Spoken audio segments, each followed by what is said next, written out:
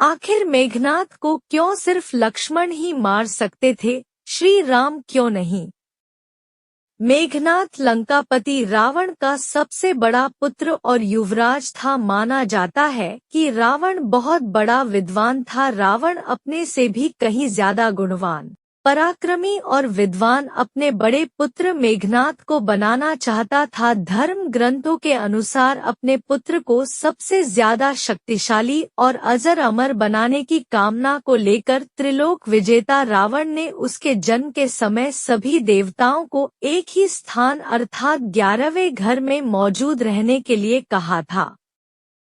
लेकिन भगवान शनिदेव ने रावण की आज्ञा का पालन नहीं किया और 12वें घर में जाकर बैठ गए, जिससे मेघनाद अजर अमर न हो सके। राम और रावण के बीच युद्ध में लक्ष्मण ने मेघनाद का वध किया था। लक्ष्मण ने अपने बाण से मेघनाद का सिर धड़ से अलग कर दिया था।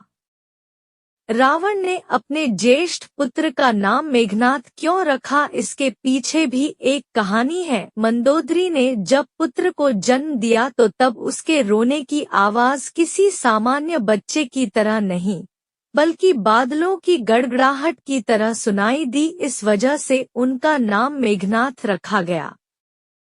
क्यों कहा जाने लगा इंद्रजीत? पौराणिक कथाओं के अनुसार रावण ने स्वर्ग पर अपना कब्जा जमाने के लिए देवताओं पर आक्रमण कर दिया। इस युद्ध में मेघनाद ने भी भाग लिया था। युद्ध के दौरान जब इंद्र ने रावण पर आक्रमण करना चाहा तो अपने पिता को बचाने के लिए मेघनाद आगे आ गए। मेघनाद ने इंद्र और उनके वाहन ऐरावत पर पलटवार करते हुए इंद्र सहित सभी देवताओं को परास्त कर दिया, जिसके बाद उन्हें इंद्रजीत के नाम से भी पुकारा जाने लगा।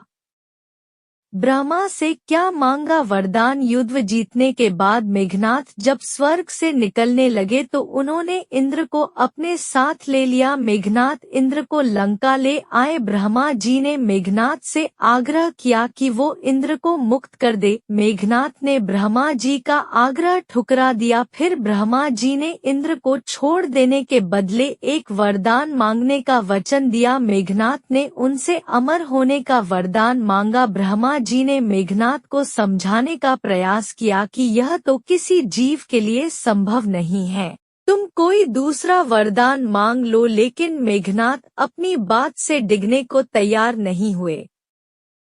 फिर क्या मिला? आशीर्वाद। ब्रह्मा जी ने मेघनाद को वरदान दिया कि अगर वो अपनी कुल देवी निकुंभला देवी का यक्ष करें और जब यक्ष पूर्ण हो जाएगा तो उन्हें एक रथ प्राप्त होगा। इस रथ पर बैठकर लड़ने से न तो वह पराजित होगा और न ही उसकी मृत्यु होगी। ब्रह्मा जी इंद्र को यह आशीर्वाद भी दिया कि धरती पर केवल एक व्यक्ति ही उसका वध कर सकता है जो 14 सालों से सोया न हो। लक्ष्मण ही ऐसे थे जो मेघनाद का वध कर सकते थे, क्योंकि वनवास के दौरान वह 14 वर्षों तक सोए नहीं थे। लक्ष्मण ने अपने भाई राम और भाभी सीता की रक्षा के लिए 14 साल तक सोए नहीं थे, इसलिए प्रभु श्री राम नहीं लक्ष्मण ही मेघनाद को मार सकते हैं। यही वजह है कि राम रावण युद्ध के दौरान लक्ष्मण के हाथों मेघनाद का अंत हुआ। सुलोचना के पास भेजी मेघनाद की भुजा। युद्ध में लक्ष्मण ने अपने घातक बाण से मेघनाद का सिर उसके धड़ से अलग कर दिया था और उसे भगवान राम के चरणों में रख दिया। राम मेघनाद की पत्नी सुलोचना को यह संदेश भेजना चाहते थे कि उसका पति युद्ध में मारा जा चुका है। इसके लिए राम ने मेघनाद की एक भुजा काटकर सुलोचना के पास भेजी। सुलोचना को अपने पति की मौत पर भरोसा नहीं हुआ, तब सुलोचना के कहने पर मेघनाद की कटी हुई भुजा ने लिखकर उसे भरोसा दिलाया। भुजा ने लिखकर लक्ष्मण का गुणगान किया। पति की मौत के बारे में जानकर सुलोचना शोक में डूब गई। उन्होंने कहा कि वो सती होना चाहती है।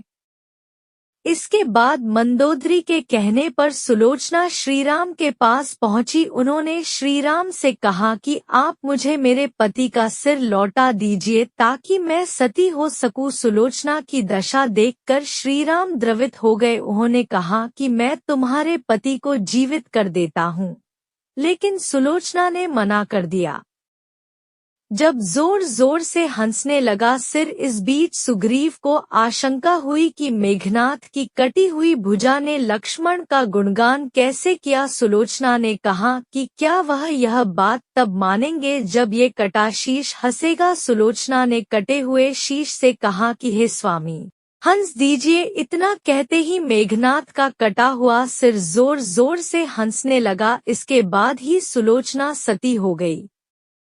धरती पर मेघनाथ था सबसे शक्तिशाली। कहते हैं कि इंद्रजीत के बल की जितनी तारीफ की जाए उतनी ही कम है, क्योंकि वो अकेला ऐसा योद्धा था जिसने एक ही दिन के युद्ध में 67 मिलियन वानरों को मौत के घाट उतार दिया था। और लंका में वह अकेला ऐसा योद्धा था जो पूरी वानर सेना को अपनी गर्जना से बिखेर सकता था, मगर घमंड की वजह से मौत के घाट उतार दिया गया। ऐसे ही वीडियो के लिए चैनल को सब्सक्राइब करें और वीडियो को लाइक करें और कमेंट बॉक्स में अपनी राय दें। वीडियो देखने के लिए धन्यवाद।